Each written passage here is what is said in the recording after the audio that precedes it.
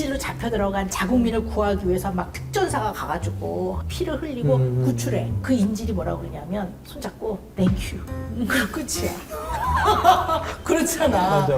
근데 우리는 나를 구출해줬는데 고마워요 이러면 야, 내가 이렇게 목숨을 바칠 그게 되는 건가? 다시 지금 이게? 데려다 놔. 다시 데려다 놔. 다시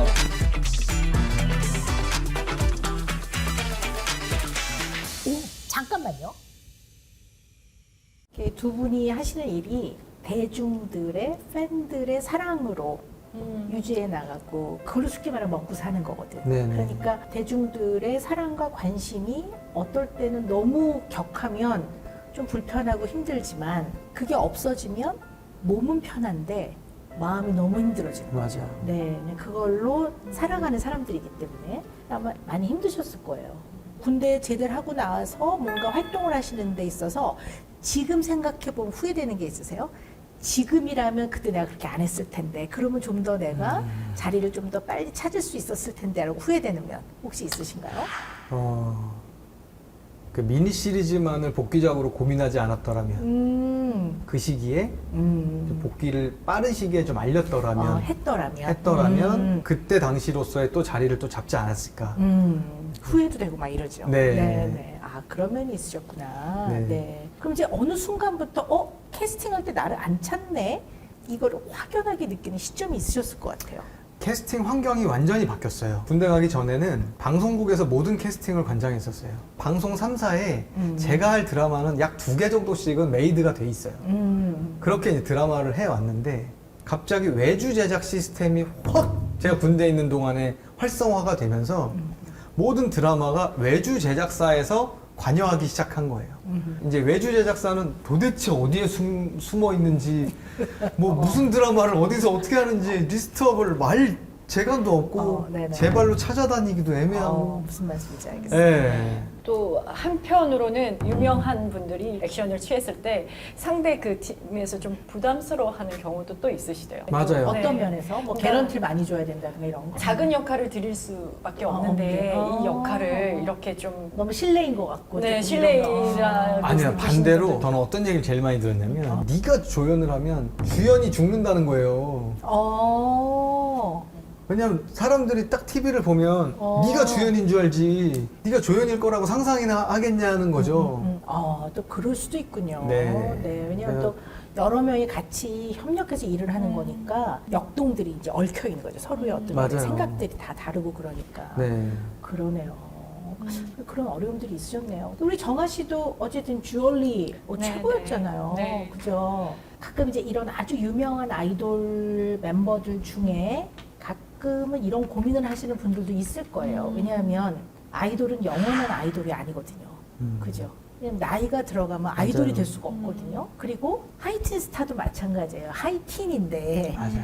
가끔 이제 공연 같은 거 하고 팬들 만났을 때 저는 죽을 때까지 박정아로서 여러분 옆에 영원히 남아있을 겁니다. 막 이래요. 그럼 제가 no 이러거든요. no 이러거든요. 나이가 드는데 어떻게 이게 영원히 그 아이돌 그룹으로 남아있냐고. 사실 그냥 현실적인 한계를 편안하게 받아들이는 건 되게 중요한 것 같아요. 그래서 이제 스타들이 되게 싫어하는 말이기도 하는데요. 제가 가끔 이렇게 그냥 개인적인 사적인 자리에서 만나면 뭐라고 얘기해 주냐면요. 이것도 하나의 직업이야 이렇게 얘기해 주거든요.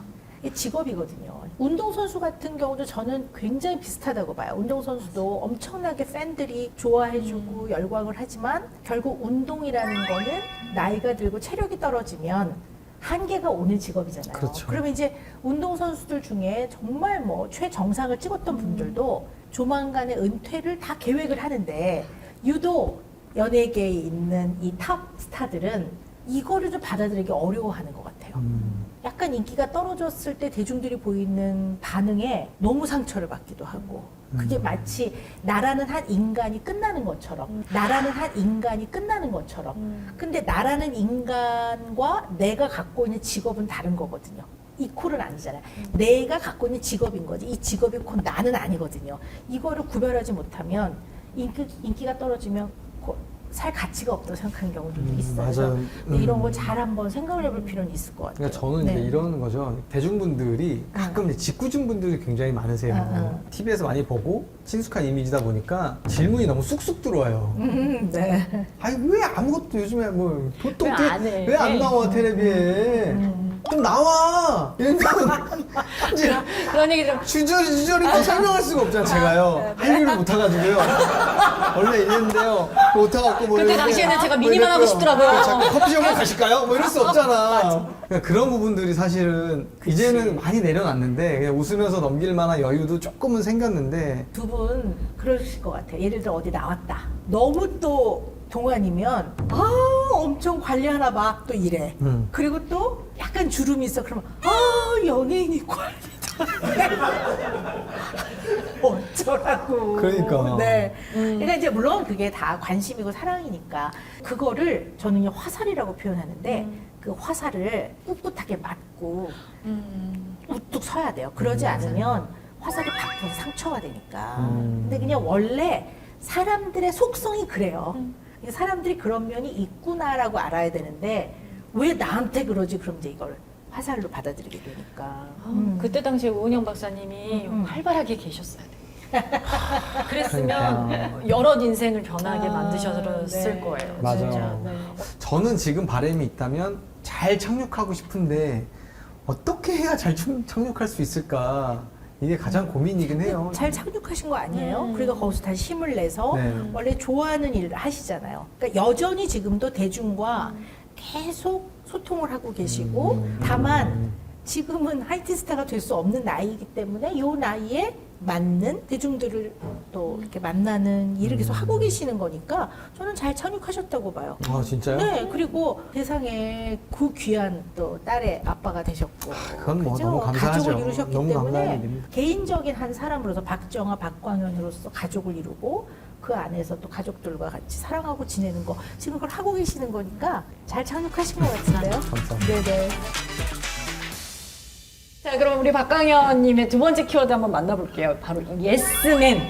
예스맨. 또 할 얘기 많으시죠, 선생님? 많죠. 네, 한번 들어볼까요? 뭐 어떤 면에서 거절을 잘 못해요. 이 거절을 하면 되게 미안하고 반드시 들어줘야 내가 저 사람과 관계가 지속할 수 있다라는 생각 때문에 거절하는 부분에 있어서 좀 되게 고민거리가 많아요. 이거를 내가 어떻게 거절해야 저 사람이 자기의 제안을 받아준 것 같은 느낌을 받으면서 거절을 할까? 네, 그런 고민이 좀 있는 거죠. 근데 여기서 핵심은요. 네. 광현 씨 자신의 마음보다는 상대편 마음을 더 많이 돌보시는 거예요. 그런 것 같아요. 네, 그러니까 이 상황에서 내가 거절해야 되는 어떤 나의 마음보다 어떻게 하면 이 사람이 마음 덜 상하게 내가 거절할까 그걸 먼저 고민하니까 그럼 이기적이냐 아니냐 이런 차원의 문제가 아니라 언제나 내 자신의 마음은 내가 돌봐야 되거든요. 이런 경우는 어떻게 해요? 네네. 예를 들면 음. 뭐 다음 주에 제가 아무 스케줄이 없어요. 근데 다음 주에 누가 저녁을 먹자고 제안을 해요. 근데 그 저녁 자리를 가기 싫을 수도 있잖아요. 그렇죠. 내가 그럴 수 있죠. 일은 없어서 시간은 되지만 가기 싫은 것도 이유가 될 수 있잖아요. 그럼요. 근데 그거를 말을 못 하겠어요. 사람들이 뭘 할 때는 두 가지예요. 중요해서 하거나 하고 싶어서 해요.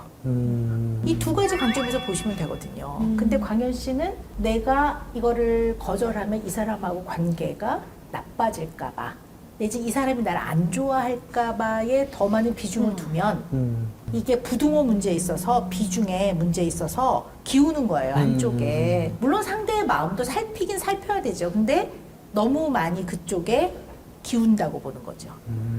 두 번째 중요한 일인지 확인해 봐야 돼요. A야 내가 사실 그날 일은 없는데 약간 내가 좀 어디 나가고 싶지가 않아. 근데 중요한 일이면 나가야지 어떤 일인지 좀 얘기를 해달라고 해야죠. 그 들어보고 정말 중요해. 나가야죠. 그러니까 대부분 그런 제안을 주시는 분들이 이제 회장님들, 뭐 대표님들, 나이가 뭐 이렇게 있으신 나이가 좀 거나. 있으신 분들이기 때문에 중요한 일이면 나갈게요라고 얘기한다는 그 자체가 그것도 되게 못할 말인 것 같아서. 그거 안 해봐서 그래요. 그래서- 그거 안 해봐서 그래요. 아 그래요? 왜냐 그 필요한 말이잖아요. 물론 그 말을 그럼 요 녀석 봐라 뭐. 어떤 태도로 전달하느냐는 중요한데 그날 되게 컨디션도 안 좋고 별로 안 나가고 싶었으면 티가 나요. 그 자리에 억지로 나가잖아요. 그럼 아닌 것처럼 해도 티 나요. 가셔서 그렇게 또 좋게 하실 것 같아요. 병나요, 잘못하면. 병이 나. 그러니까 모든 걸 다 거절하라는 게 아니라 광연시 내면 안에 어떤 일을 결정하는 기준이 분명히 있어야 돼요. 그리고 그 기준은 단단할수록 내가 좀 덜 흔들리고 살아가거든요. 기준을 한 달에 한 번만 가야지라든지 뭐 이렇게 정하는 것도 나쁘진 않나요? 다만 이제 상황들이 다르잖아요. 그러니까 뭐 딱 이렇게 하라는 정답은 없는 것 같은데 정말 친한 사이라면 솔직하게 말씀하시는 게 맞아요. 저희 형님 만나고 싶은데요. 제가 사실 건강과 여러 가지 관리하기 위해서 술을 끊었습니다. 제가 술자리에 가서 술을 안 마시면 좀 신뢰가 될 것도 같고 분위기가 좀 좋지 않을 것 같아서 다음번에 저녁 식사 자리에 저 좀 꼭 좀 불러주세요. 이러면 아, 얘가 나를 만나고는 싶은데 식사 자리는 오케이. 근데 술은 본인이 끊어서 그거는 좀 싫다고 하는구나라고 알면 다음에 저녁 식사 자리에 부른다고요. 그럼 같이 식사를 하시면 되거든요. 그래서 그걸 너무 두려워하지 마시고요. 표현해 보세요. 표현도 연습을 해야 돼서 이게 잘 못하는 사람은 제가 맨날 거울 보고 200번 연습하라고 그래요. 거울 보고 200번 연습하라고 그래요. 그래서 저는 네. 이 마음을 지금까지 표현했다기보다는 선의의 거짓말? 거절을 해왔거든요.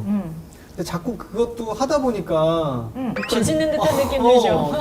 자꾸 양심이 마음이 찔리는 거예요. 여리시구나. 예. 아니 근데요, 그거 자꾸 거절하잖아요. 네. 상대가 알아요. 거절한다는 거 알아요. 근데 정확한 이유를 모르면 그 중에 어떤 분은 나를 싫어하는구나라고 피한다고 생각하니까 오히려 오해가 생겨요. 그러니까 솔직한 게 인생을 살아가는 건 제일 좋은 방법입니다. 아, 좋은 팁입니다. 네. 솔직하게 네네. 거절하는 걸 연습을 한번 해보도록 네네. 하겠습니다. 네. 진짜 저도 느낀 게 우유부단함 있잖아요. 나의 그 선한 마음으로 일어나는 그 우유부단함 때문에 상대방한테 더 큰 신뢰를 저지르게 되는 경우도 더러 있더라고요. 물론 태도와 방법은 잘해야죠. 네, 그거는 늘 관계에서 굉장히 중요한 부분인 것 같아요. 그래서 거절의 태도와 방법을 사실 어릴 때부터 배워야 돼요. 부모한테. 근데 우리가 그런 거가 조금 더 강화됐으면 좋겠네요. 자, 그럼 바로 또 세 번째 키워드 바로 만나볼까 네. 합니다. 네, 바로 세 번째 키워드는 싸움의 기술. 이거 중요하잖아요. 그렇죠. 그렇죠. 싸움의 기술 있어야 됩니다. 아, 이게 제가 이제 결혼한 지 10년 차인데요. 네. 부부싸움 하세요? 하죠. 안 할 순 없죠. 없죠. 안 할 순 없죠. 안 하세요? 맨날 하는데요. 생활이에요. 생활이에요? 그러니까 이게 그냥 밥 먹듯이. 사실 좀 잘 까먹어요. 왜 싸웠는지. 어째 얄미워! 그러니까 좀 약간 감성적이다 보니까 감정에 집중을 많이 해요. 지금 왜 이런 상황이 됐지? 이 상황 빨리 풀고 싶어. 미치겠어. 버럭버럭 해본 적도 있고. 근데 버럭버럭 하면 돌아오는 대답은 자기한테 이렇게 버럭한 사람이 오빠가 최초다. 오빠가 최초다. 문제의 본질보다는 오빠의 그런 버럭하는 모습을 평생 기억할 거다. 그렇지. 마음에 상처를 받으니까요. 이제 이런 걸로 제가 거의 KO를 당하죠. 나는 오빠가 정말 넓은 마음으로 포용해줄 수 있는 남자이길 바랬어. 그런 줄 알고 결혼했어. 그런 사람인 줄 알았어. 그 얘기 들으면 그럼 갑자기 내가 작은 사람이란 얘기야?